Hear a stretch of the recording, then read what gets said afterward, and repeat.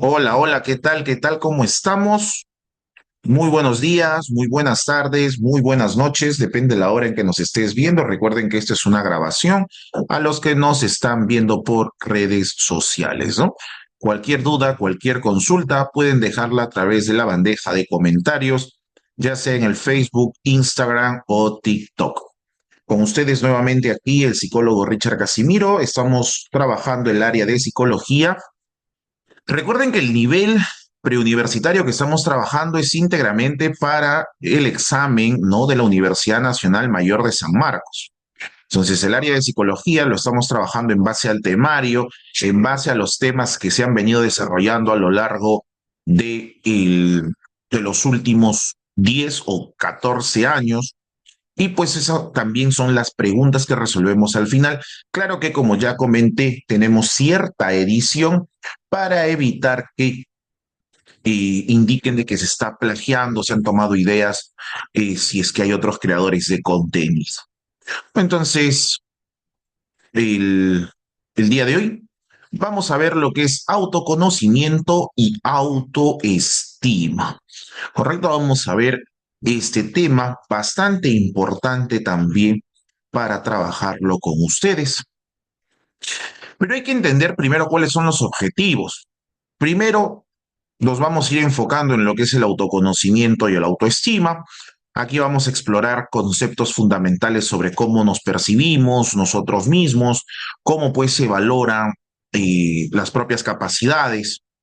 Luego vamos a estar haciendo la comprensión de los demás, cómo se lleva a cabo el desarrollo de las habilidades interpersonales, ya sea la escucha activa, la expresión constructiva, que viene siendo la asertividad y empatía.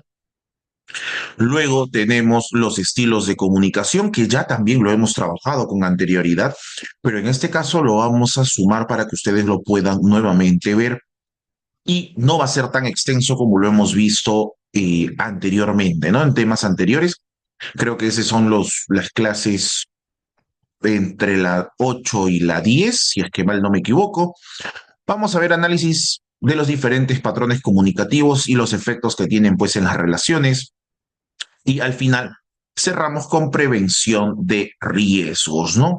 De riesgos relacionados al consumo de drogas, al abuso y o la violencia. Teniendo esto bastante presente, iniciamos pues con los fundamentos del autoconocimiento.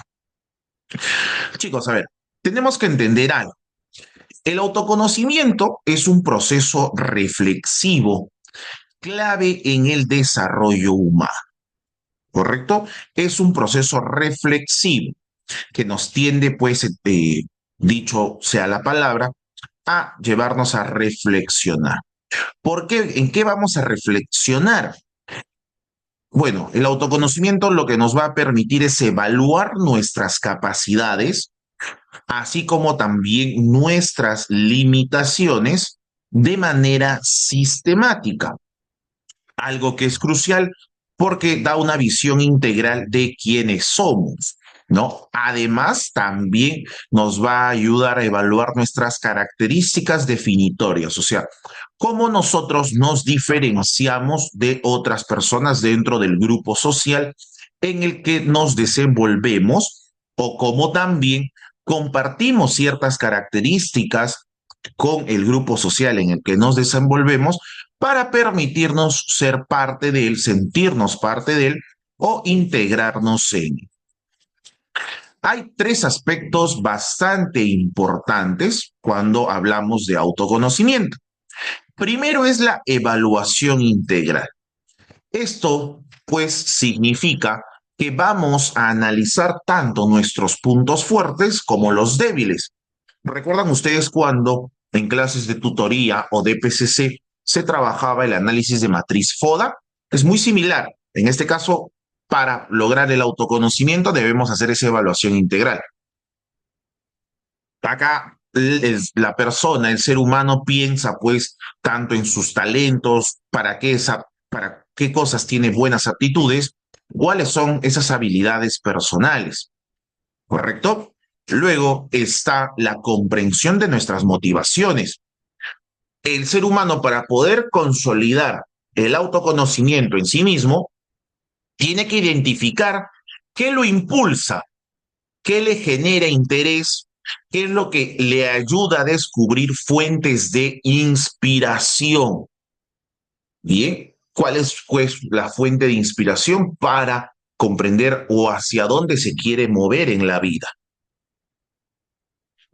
Por último, y no menos importante, está la clarificación de los valores. Acá, esto implica determinar lo que realmente nosotros consideramos importante en nuestra vida. Hay que establecer una jerarquía personal de principios éticos y principios morales, ¿no? Y también, y excelente, por aquí nos están escribiendo y nos dicen, eso tiene que ver con Colbert, está bastante relacionado. Recuerden ustedes el dilema de Haynes, preconvencional, convencional, postconvencional. ¿De acuerdo? Recuerden esos conceptos para no tener ninguna complicación después. Entonces, considerar cada uno de estos tres aspectos que hemos estado nosotros viendo en estos momentos, la evaluación integral, la comprensión de motivaciones y la clarificación de valores, no solo es útil para nosotros mismos, sino también para que mejore nuestra interacción con otras personas. ¿Dudas o consultas? Los que nos están viendo por TikTok, Facebook o Instagram pueden dejar sus comentarios en la bandeja, pueden dejar, perdón, sus opiniones o preguntas en la bandeja de comentarios. Vamos aquí. Entonces, tenemos que, cuando hablamos de autoconocimiento y autoestima, hablar de la personalidad, ¿no? Y la personalidad como respuesta emocional. ¿Cómo que como respuesta emocional? Si es una suma de características emocionales que nosotros extrapolamos, o dicho en español, que nosotros reflejamos cómo nos comportamos, cómo actuamos, cómo somos en nuestro medio social, ¿no? Ya sea con amigos, con familiares, personas extrañas, entre otros. Entonces hay que definir la personalidad. Y para definir la personalidad, tenemos que entender qué es el patrón característico de respuestas emocionales automáticas que manifestamos ante diferentes situaciones y estímulos del entorno. Entonces, la personalidad se define, por nuestras respuestas emocionales automáticas ante situaciones, ante diversos estímulos que tenemos en el entorno. Estos patrones suelen ser estables, ¿no? Y aunque estables, son únicos en cada uno de nosotros. Sí, son únicos y no olvides ello. Estos patrones únicos, ¿no? Moldean nuestra interacción con el mundo. Estos patrones son relativamente estables, pero nos ayudan a interactuar con el mundo. Ahora, hay que considerar tres componentes claves. Y aquí los estoy pues marcando. Está el componente cognitivo, bien, que incluye nuestros pensamientos, nuestras creencias y la manera en que procesamos la información. Luego tenemos el componente emocional, que abarca nuestras reacciones afectivas y sentimientos característicos. Y como último, el componente, pues, conductual, ¿no? Que comprende nuestras acciones y comportamientos habituales. Si nosotros observamos estos tres componentes, nos ayuda a comprender mejor cómo el ser humano responde emocionalmente y cómo esto influye pues en las relaciones e interacciones diarias, así como las decisiones que uno va a tomar. Yo te hago una pregunta. ¿Qué pasa cuando el componente emocional, en este caso, no está pues bien definido o no tanto bien definido, sino la palabra sería en este punto, ¿qué pasa si el componente emocional no estuviese estable? no estuviese perturbado, algo que no le permite estar, digamos, bien este componente. ¿Cómo crees que será la personalidad de esa persona? Probablemente depresiva, probablemente ansiosa, ¿no? Entonces la personalidad tiende a desarrollar o podría incluso desarrollar algún trastorno si alguno de estos componentes se viesen alterado. Y de aquí es que se forma, pues, o podemos decir que hay como que una triangulación que permite que se dé, ¿no? Que se dé la personalidad del ser humano. ¿Dudas o consultas? Por la bandeja de los comentarios. Bien, por la bandeja de los comentarios. Ahora, ¿hay beneficios del autoconocimiento? Sí, y es importante saberlo también. Existen cuatro beneficios bastante importantes. Uno de ellos es la claridad personal, donde te formas una idea definida sobre quiénes somos realmente, aceptando nuestras fortalezas y limitaciones. ¿Qué quiere decir? Que cuando el ser humano acepta que tiene determinadas fortalezas, pero mucho más acepta que tiene ciertas limitaciones, ¿no? Le permite tener una claridad personal de lo que viene siendo. Luego tenemos la regulación emocional. Nuestra capacidad o es la habilidad que nos permite identificar y gestionar nuestras emociones de manera efectiva. Yo te hago una pregunta. ¿Cuántas veces tú te has enfrentado a situaciones complicadas y pues has deseado o hubieses deseado manejarlas mejor, ¿no? O a veces dices, no hubiese reaccionado de esta forma. Eso tiene que ver por la regulación emocional. La regulación emocional se entrena.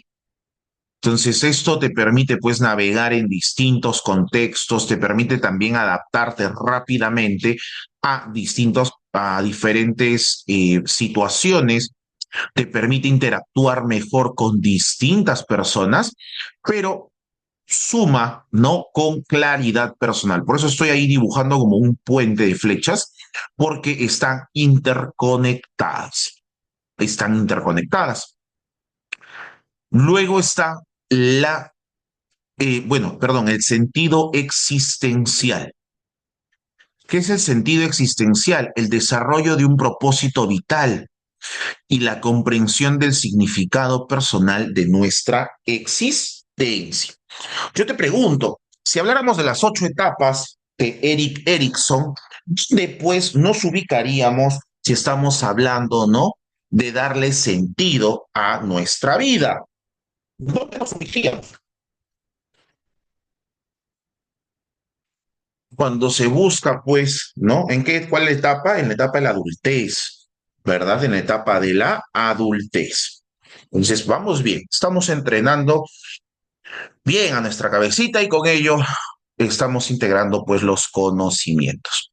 Nosotros tenemos la comprensión interpersonal, que es una capacidad mucho mayor, una capacidad muy exigible para poder entender las motivaciones y comportamientos de los demás. Entender las motivaciones y comportamientos de los demás se conoce muchas veces como ponte en el zapato del otro. ¿Y esto a qué concepto hace referencia? ¿A qué concepto hace referencia? Al ponte en el zapato del otro, pues a la empatía, ¿no? A la empatía. A ver, vamos a... Recuerden que aquí estoy usando el pulso, así que a la empatía. ¿Listo? Entonces hay que tener eso muy, muy presente. ¿Alguna duda? Bueno, ahí se deja leer un poco, ¿no? Pero la idea es que ustedes apunten. Recuerden que la persona que no está apuntando y solo le toma foto a la pantalla, no va a volver a ver la foto y está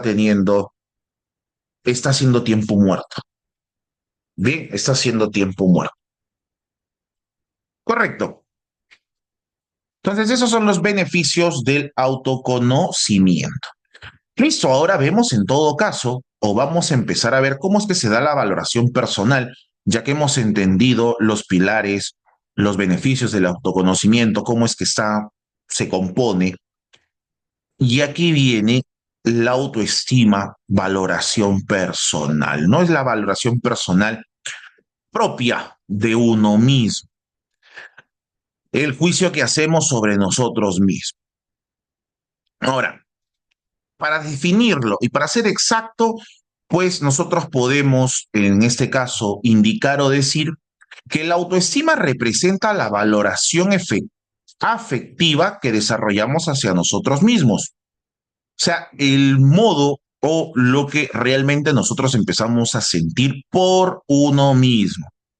Se hace un juicio personal sobre nuestro propio valor y nuestra propia competencia.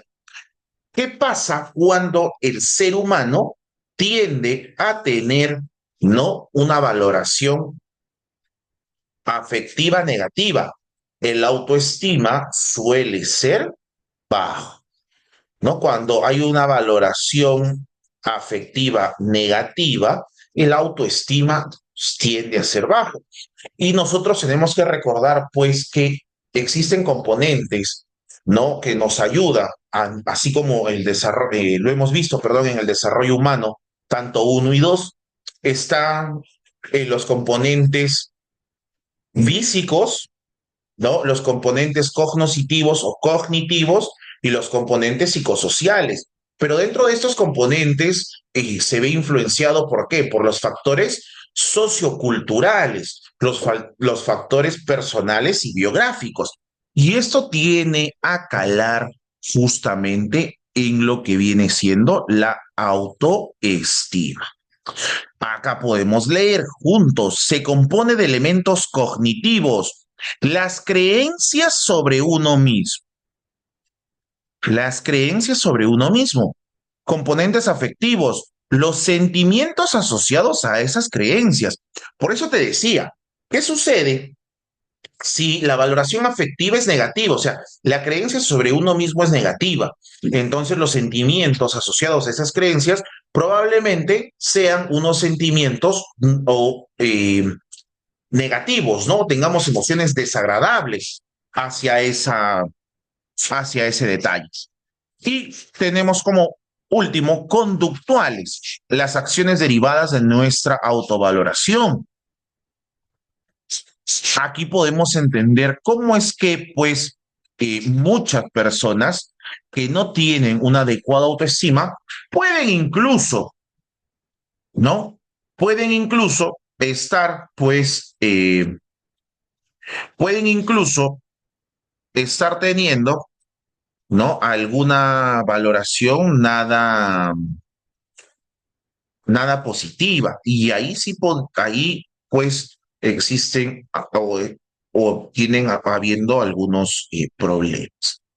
Bien, dentro de ello, dentro de la definición y sus componentes, podemos observar los factores formativos. ¿Cómo que factores formativos? Sí, los que ayudan pues a que la autoestima, los que ayudan a que la autoestima se dé de forma adecuada.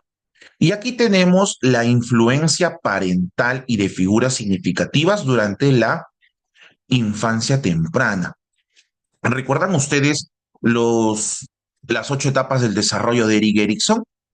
¿Qué pasa cuando el padre o la madre no están presentes, ¿no? O las necesidades en este caso, de la etapa, ¿no? Del niño no están siendo cubiertas, no se desarrolla un apego seguro. Esto también podría hacernos ver de que, pues, los factores formativos de la autoestima se vieran en este caso afectados.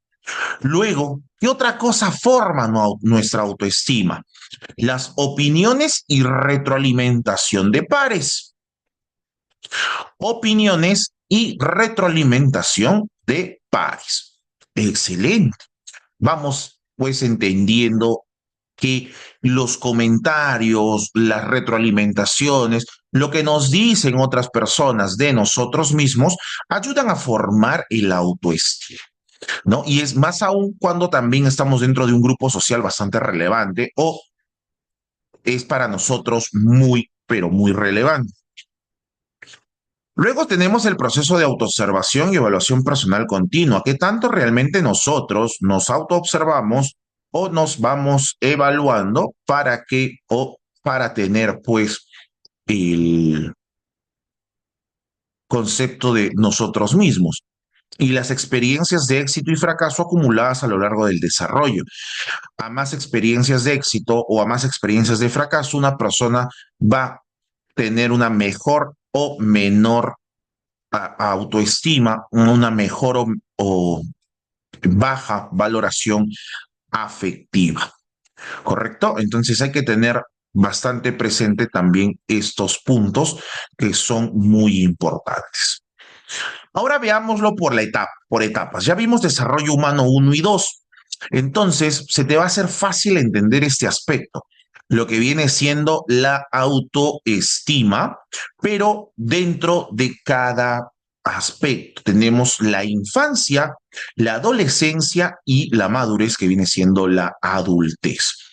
¿Qué etapas teníamos en la infancia? ¿Se acuerdan? A ver, teníamos la etapa prenatal, que es en la concepción hasta el nacimiento. Luego teníamos la infancia,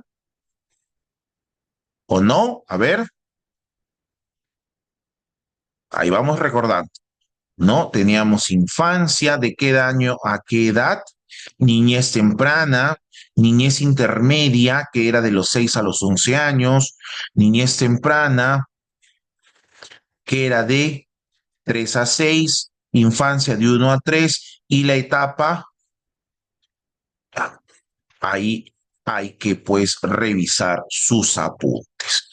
Listo, la autoestima en la infancia se forma inicialmente a partir de las opiniones y la retroalimentación de nuestros padres y cuidadores principales. Recuerden las etapas también de desarrollo de Erik Erikson, ¿no? Bastante tiene que ver y si ponemos atención ahora, mucho, ¿no? Ayuda con el entendimiento de cómo se hace la autoestima. Entonces, el hecho de que los padres, ¿no? Dentro de un proceso, si le decimos infancia como tal, sabemos que es de 0 a 11 años, ¿no? Desde que nacemos hasta los 11 años. Entonces, la retroalimentación de ellos, de las personas que te cuidan, las opiniones que tú vas recibiendo constantemente, forman pues la valoración afectiva que tú vas a tener y por ende esto se traduce en una mejor autoestima, ¿no? O una alta autoestima, una autoestima regular o una baja autoestima. Luego tenemos la adolescencia, que es un proceso de los 11 a los 19 años, y esto también lo dice la Organización Mundial de la Salud. En la adolescencia, mis estimados, se evoluciona significativamente. Bien, se evoluciona significativamente. ¿De qué forma? Porque es influenciado por amigos, por compañeros y nuestra propia autoobservación crítica. ¿Qué quiere decir? Aparte de que nuestros amigos, compañeros con los que siempre estamos interactuando en el medio, ¿no? Nos hacen diversos comentarios y estos pueden pues afectar o no afectar a lo que nosotros estamos sintiendo. Esto también nos va, o esto se suma a lo que viene siendo la autoobservación que nosotros vamos haciendo a lo largo de nuestra vida dentro de este proceso. Y esta autoobservación crítica suma a la valoración afectiva que nos vamos a ir dando nosotros mismos. Luego tenemos la madurez, ¿no? El adulto.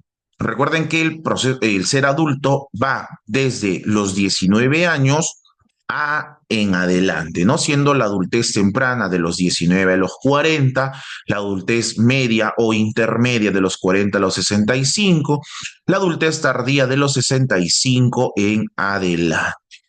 Entonces, en nuestro tiempo de madurez, el autoestima se consolida a través de la integración de las experiencias y el desarrollo de una autoevaluación más equilibrada y realista.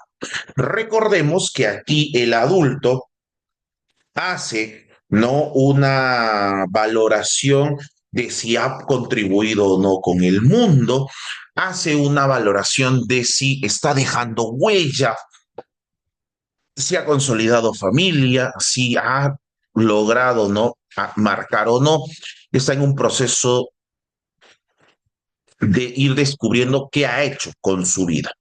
Si no, luego está el proceso de estancamiento. ¿Se acuerdan ello?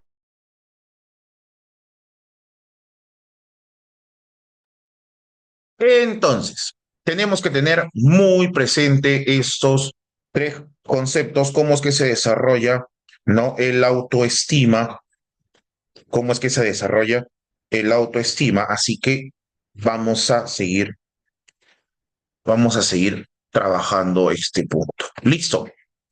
Siguiente aspecto, vamos por acá.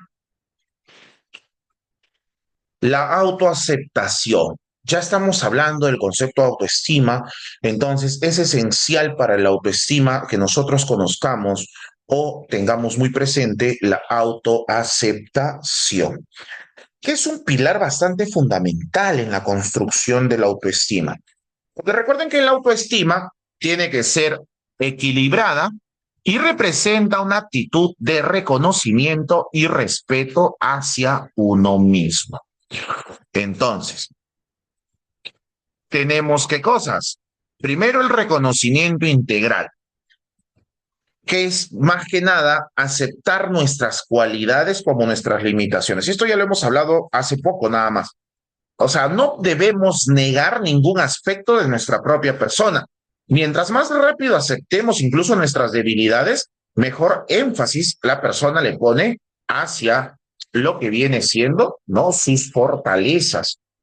Ahora, hay que tener en cuenta que si la persona no suelta o no acepta las limitaciones, el reconocimiento integral podría no darse adecuadamente. Por lo tanto, la autoaceptación no sería la de.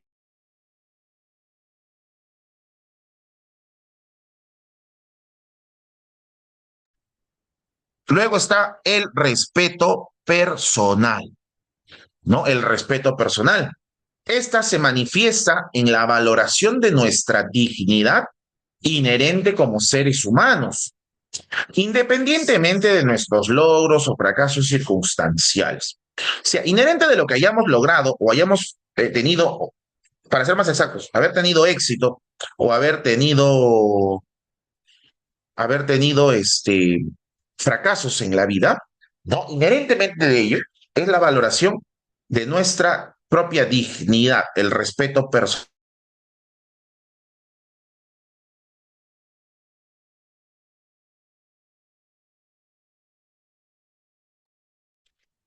Reconocimiento de valía supone pues la afirmación de nuestro valor intrínseco y potencial. Si reconocemos nuestro valor como persona, reconocemos, no más allá de las comparaciones estándar que podamos hacer con otras personas, reconocemos realmente lo que nosotros valemos, lo que nosotros podemos decir, lo que nosotros pesamos en esta vida, ¿no? Así la autoaceptación se convierte en el pilar de una autoestima muy equilibrada, permite al ser humano pues crecer de manera auténtica en ese punto o en ese aspecto. ¿Correcto? Por favor, tomar nota, detalles de este punto. Ahora, hablemos pues de las distorsiones en la autoestima. ¿Cómo que se distorsiona? Sí, estimados. Llega a darse una distorsión y por ende tenemos acá el autoestima negativa y la autoestima inflada, ¿no? Entonces, eso es cuando se distorsiona la autoestima. ¿Y qué quiere decir? Puede manifestarse, ¿no?, de estas dos formas.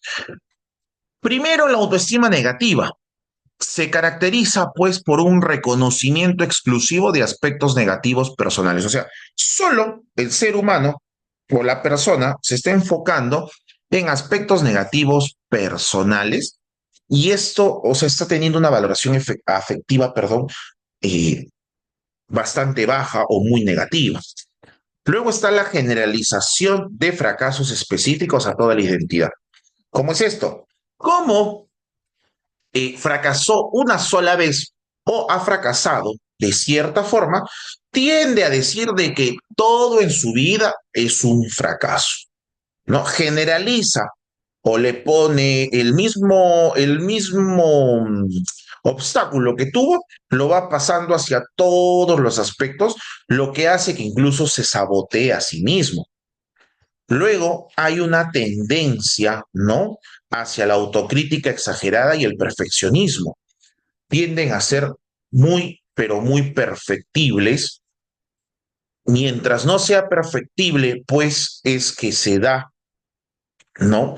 Eh, todo lo negativo y esto provoca pues de que haya una distorsión en ese aspecto. Luego tenemos la comparación constante y desfavorable. Las personas que tienen distorsiones en el autoestima o autoestima negativa suelen hacer comparaciones constantes con otras personas, suelen comparar incluso las debilidades de ellos mismos con las fortalezas de otras personas. Y esto termina siendo desfavorable, pues, para ellos mismos, ¿no? Está luego el autoestima inflada, que es atribución de defectos exclusivamente a factores externos. Aquí se niegan, pues, las limitaciones personales evidentes, llevando a una sobrevaloración de capacidades sin base realista. Y hay dificultad para aceptar críticas o retroalimentación. Aquí como que se ha movido un poco, pero hay que buscar siempre un equilibrio, ¿no? De una autoestima realista que integre tanto fortalezas como las áreas de mejora, permitiendo una valoración justa y constructiva. Bien, vamos acá. Seguimos entonces. Ahora, bien, psicólogo, ya entiendo el tema de la autoestima, el autoconocimiento, la autoaceptación. ¿Cómo se interrelacionan? Bien, vamos a evaluar la interrelación en cuatro componentes fundamentales, que es lo que hemos estado viendo. Autoconocimiento, autoevaluación, autoestima y autoaceptación. El autoconocimiento es, exploramos y descubrimos personalmente lo que nos identifica o lo que nos permite identificar quiénes somos realmente. La autoevaluación es un análisis crítico de nuestras características, valorando objetivamente fortalezas y limitaciones. Bien, fortalezas y limitaciones. La autoaceptación es el reconocimiento y respeto hacia nuestra persona integral, que incluyen pues las virtudes y defectos. Y el autoestima es la valoración afectiva resultante del proceso determinado de nuestro nivel de aprecio personal. O sea, primero nos autoconocemos, luego nos autoevaluamos, luego nos autoaceptamos y después viene el autoestima.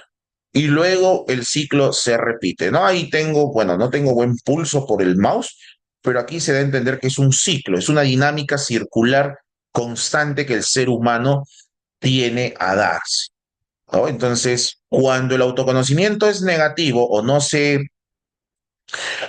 es negativo o ha sido retroalimentado negativamente, ¿no? A nivel de la niñez, la adolescencia o en la madurez, la autoevaluación también no es favorable. La autoaceptación, pues empezamos a ver, ¿no? Más énfasis en los defectos y por tanto la autoestima suele ser baja. Y aquí se explica justamente todo ello. ¿Listo? ¿Dudas o consultas? ¿Alguna duda? ¿Alguna consulta? No habiendo aquello, vamos entonces a continuar.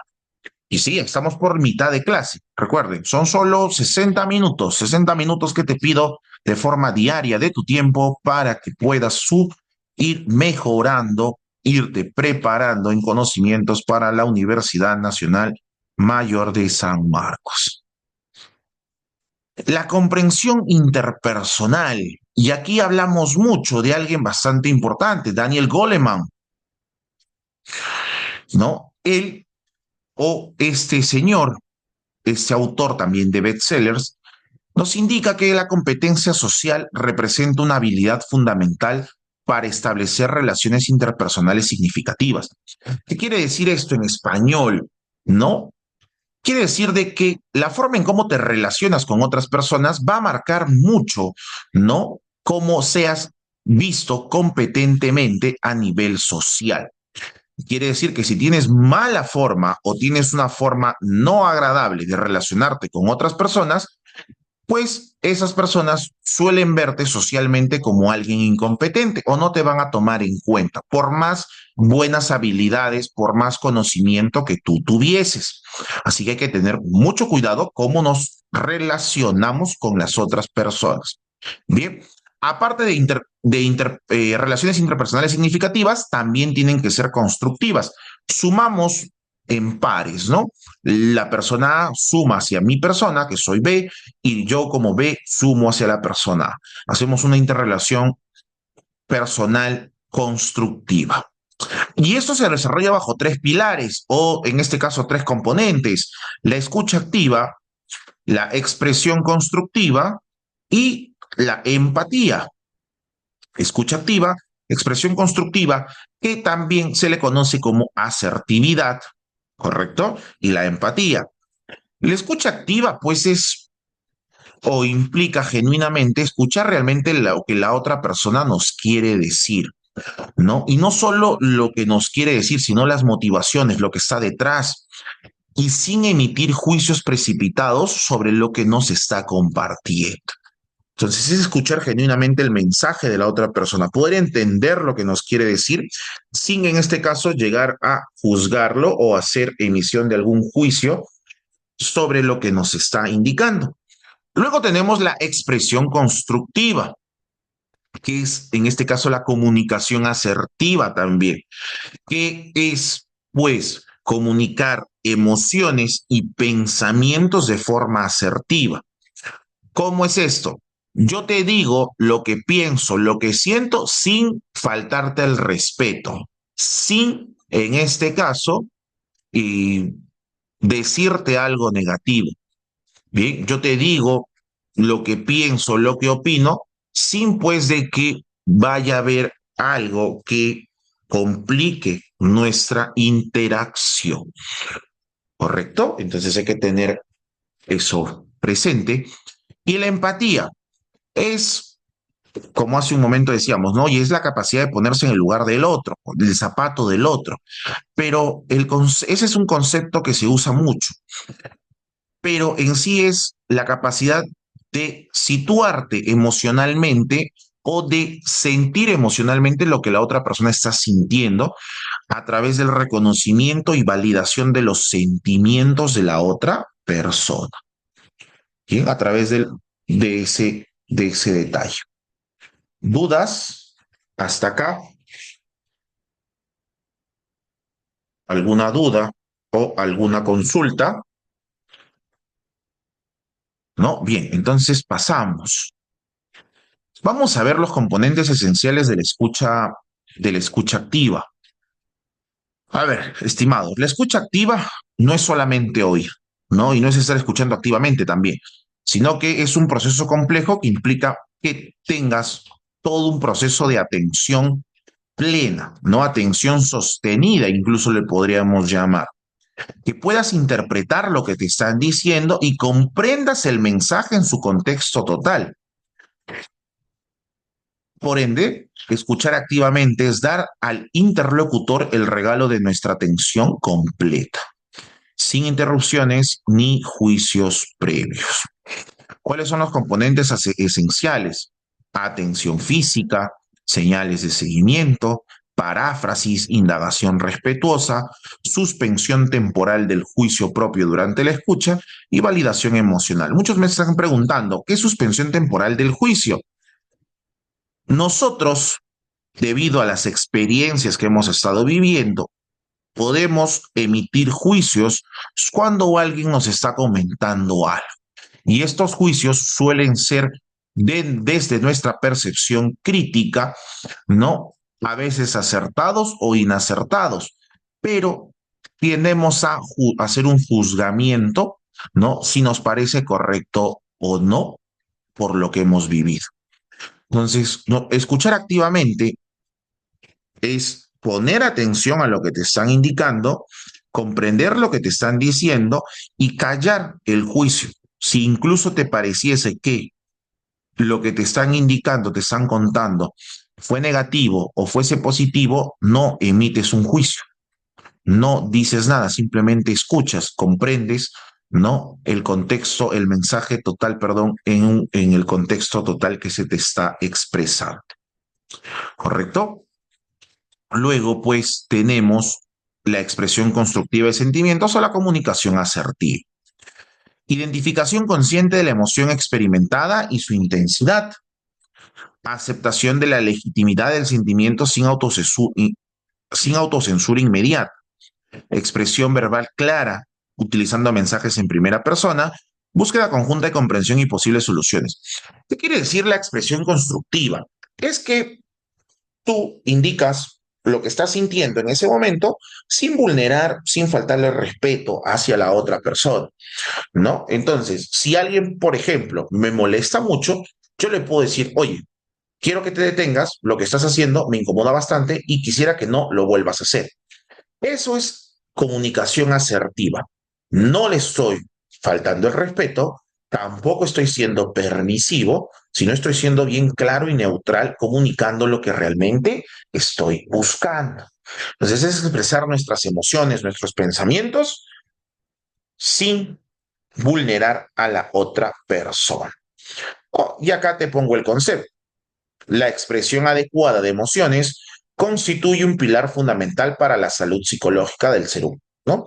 Y las relaciones personales satisfactorias.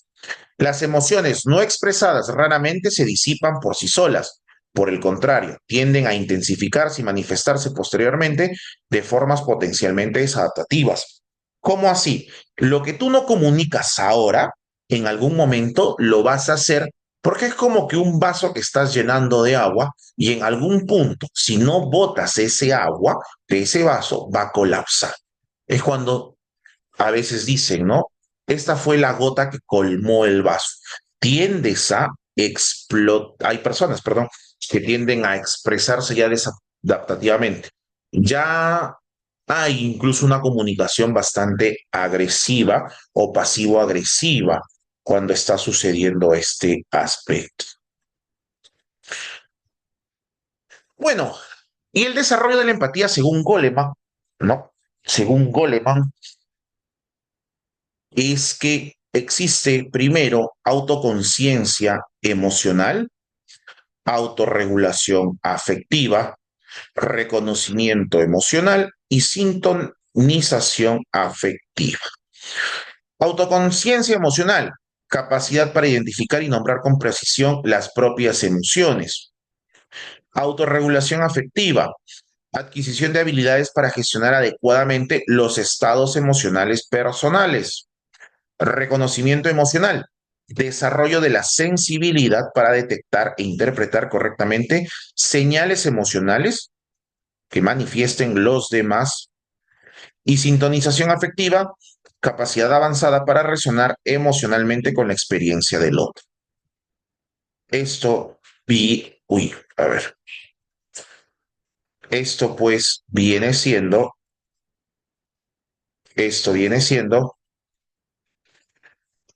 el desarrollo de la empatía según Daniel Goleman. ¿Correcto? Y acá, ya casi llegando al final, tenemos pues los estilos de comunicación interpersonal que tenemos que manejarlos bastante bien.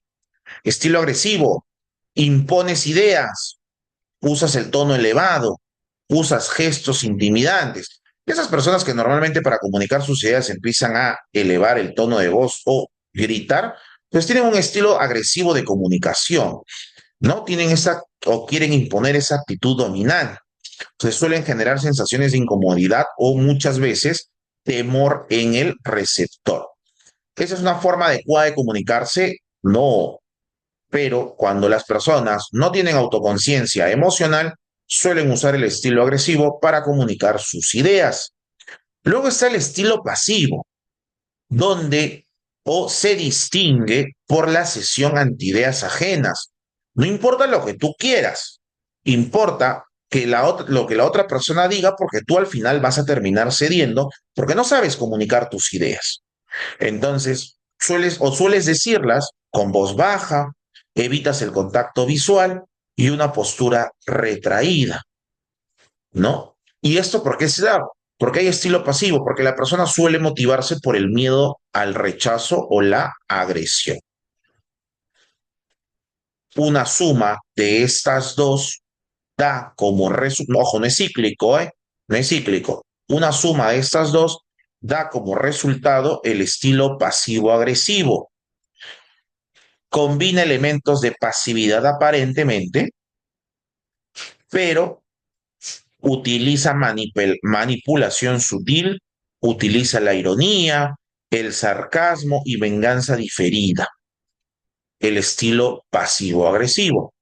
¿Y cuál es el estilo que pues uno debería usar o debemos pues se tiende a querer usar? El estilo asertivo.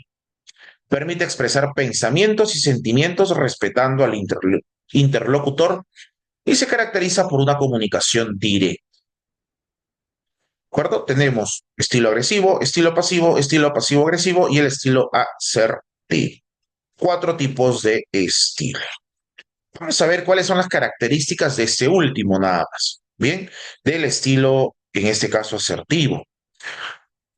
El estilo asertivo suele usar mensajes en primera persona, tiene o tiende a tener una expresión clara y directa de las necesidades y las opiniones. Formulación de críticas constructivas enfocadas en conductas específicas, capacidad para solicitar cambios de comportamiento de forma bastante respetuosa y habilidad para establecer límites personales con firmeza y claridad. Los elementos no verbales que utiliza: el contacto visual, postura corporal, tono de voz modulado, ritmo pausado, expresión facial y gestos abiertos y armónicos. Bien, ¿alguna duda hasta acá?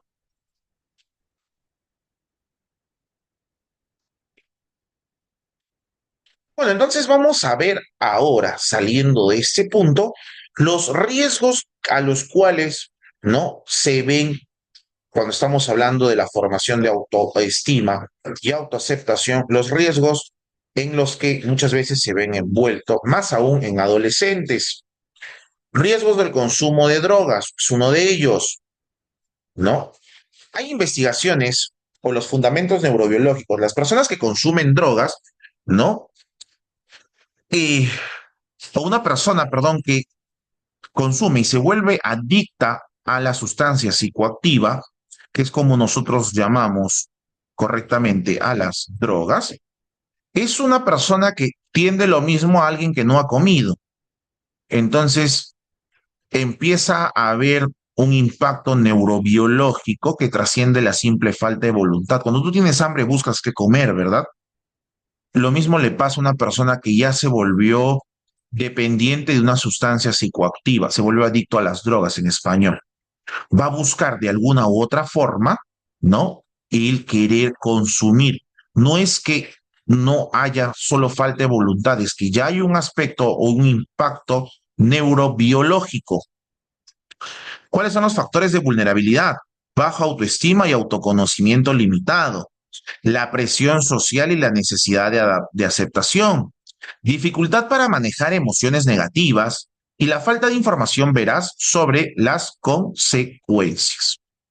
Las estrategias preventivas y efectivas para limitar o hacerle frente a este riesgo: la desmitificación de creencias erróneas sobre el consumo de sustancias psicoactivas, la resolución de problemas, brindar habilidades para afrontar situaciones estresantes y la expresión emocional, fomento de la capacidad para identificar y comunicar estados emocionales negativos. Bien, estados emocionales negativos. Luego tenemos la prevención del abuso sexual, ¿no? El abuso sexual es constituye una problemática compleja. La OMS sacó hace poco, no, bueno, ya sacó hace tiempo, sino que lo leí hace poco, decía que 7 de cada 10 mujeres entre 18 y 54 años en algún momento manifestaban haber sido víctimas de violencia sexual en alguna de sus modalidades a lo largo de su vida. Entonces hay que tener siempre o trabajar el fomento de la confianza, poder identificar los riesgos, ¿no? Reconocer contextos y comportamientos que podrían representar amenazas y hay que establecer límites, habilidades para definir y defender límites corporales y emocionales para prevenir con este tema. Entonces,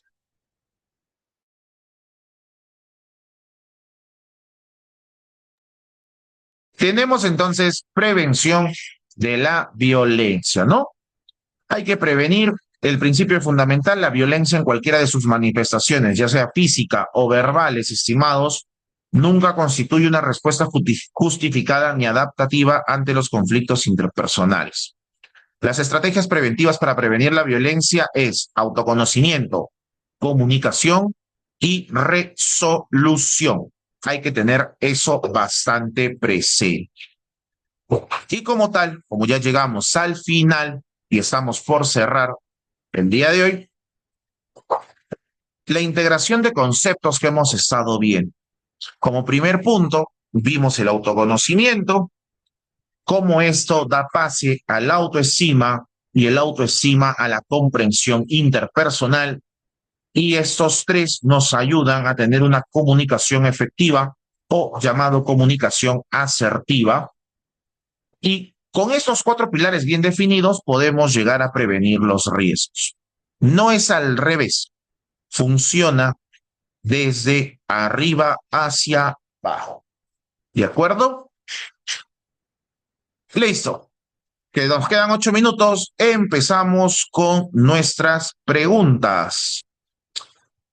Ana, de 17 años, postea solo las fotos donde aparece perfecta y borra las que muestran fallos. Suele compararse con influencers y concluye que no vale nada. Según la teoría del ciclo de autoconocimiento, autoestima, el problema radica en qué: A, falta de habilidades sociales; B, sesgo en la autoobservación; C, bajo CI verbal; D, uso excesivo del estilo pasivo-agresivo; E, zona de desarrollo próximo mal calculada. ¿Cuál es? Ana solo postea las fotos donde aparece perfecta y borra las que muestran fallos. Según la teoría del ciclo de autoconocimiento autoestima, el problema radica en qué: en el sesgo en la autoobservación. Sesgo en la autoobservación. Pregunta número 2. Un alumno identifica claramente sus talentos y limitaciones y se muestra seguro al exponer, pero interrumpe a sus compañeros y degrada sus opiniones. Este patrón indica: A, autoestima inflada y estilo comunicativo agresivo; B, baja autoconciencia y comunicación pasiva; C, alta empatía y asertividad; D, autoconocimiento deficiente y autoestima baja. Uso de la escucha espejo. A, B, C, D o E. Miren, el alumno identifica claramente sus talentos y limitaciones. Se está mostrando seguro al exponer, pero interrumpe a sus compañeros y degrada sus opiniones. No hay comunicación pasiva, no es asertivo, no tiene autoestima baja, No hay escucha espejo, por lo tanto, la única opción que nos queda, ¿cuál es? La A. Por lo tanto, es la A. Lógicamente, logramos la respuesta. Pregunta número 3, estimados. Vilma tiene la habilidad para reflexionar cuidadosamente sobre lo que debe realizar ante una situación nueva, advirtiendo las ventajas y desventajas. ¿Cuál es la habilidad que refleja Vilma? Autoconocimiento, autoestima, asertividad, empatía, toma de decisiones. Te ayudo, empatía no es. A ver, ¿cuál es ahí? Vilma tiene la habilidad para reflexionar cuidadosamente sobre lo que debe realizar ante una situación nueva. Lo que debe, ¿qué está haciendo? Está decidiendo, por lo tanto, A, B, C o E. ¿Está comunicándose de forma asertiva? No, no nos ponen ningún ejemplo. ¿Está hablando sobre su autoestima, sobre su valoración personal? No. ¿Sobre cómo se conoce ella misma? Bueno, por ahí alguien me podría decir, no, sí. Pero chicos, a ver, todas las personas que toman diariamente decisiones que afectan su presente y su futuro están desarrollando pues la habilidad de la toma de decisiones, que viene siendo un proceso sistemático de elección entre distintas alternativas. ¿Correcto? Pregunta 3. Pregunta 4. En una consulta, el psicólogo le dice a su paciente que como ya se conoce mejor y tiene un concepto más claro de sí misma, sería conveniente, espacio, lo cual consiste en identificar aquello que le parece positivo o negativo de su persona, dado que ello lo podría ayudar a, espacio, para admitir incondicionalmente todas sus características. A ver, chicos, respuesta A, B, C, D o E. En una consulta, el psicólogo le dice a su paciente que como ya se conoce mejor y tiene un concepto más claro de sí misma, sería conveniente autorrespetarse, ¿no? Pero si ya se está conociendo mejor, bien. Autoconocerse, ya se conoce mejor. ¿Para qué? Sería redundante. Autoconceptualizarse, podría ser. Autoevaluarse, también podría ser. Autoanalizarse, también podría ser. Pero autoconceptualizarse es igual que autoconocerse, ¿no? Pero vamos a dejarlo ahí para que ustedes no se confundan. Lo cual consiste en identificar, ojo, consiste en identificar aquello que le parece positivo o negativo de su persona. Se puede autoanalizar o se puede autoevaluar, ¿verdad? Entonces ya nos quedan dos opciones, D o E. Dado que ello le podría ayudar a espacio para admitir incondicionalmente todas sus características, autoaceptarse para admitir incondicionalmente todas sus características o para autoconceptualizarse. La respuesta correcta está más que obvia, ¿no? Viene siendo la letra D.